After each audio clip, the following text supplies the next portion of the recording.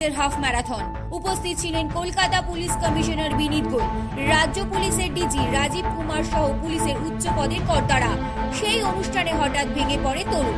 দৌড় চলাকালীন রেড রোডের ওপরে দমকা হওয়ায় ওই তরুণ ভেঙে পড়ে যায় বলে খবর।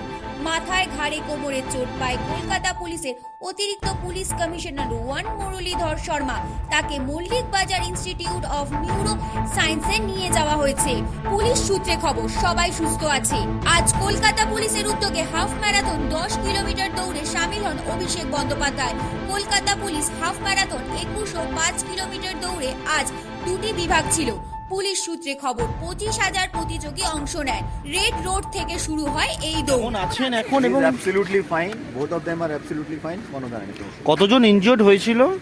আমাদের অ্যাডিশনাল কমিশনার সাহেবের একটু লেগেছে আর একজন ভদ্র মহিলা আছেন, ওনার ইঞ্জুরি লেগেছে। বোথ আর অ্যাবসলিউটলি। উনি কি ম্যারাথনে অংশ নিয়েছিলেন? ওটা ডাক্তার ডিসাইড করে, ঠিক আছে। আর একটা বিষয় সেটা হচ্ছে এইরকম তো মানে কিভাবে হলো এটা আপনারা কি দেখবেন? মানে এইরকম আরো বড় কিছু হতে পারতো, মানে এই বিষয়টা আমরা দেখছি, ঠিক আছে। Thank you.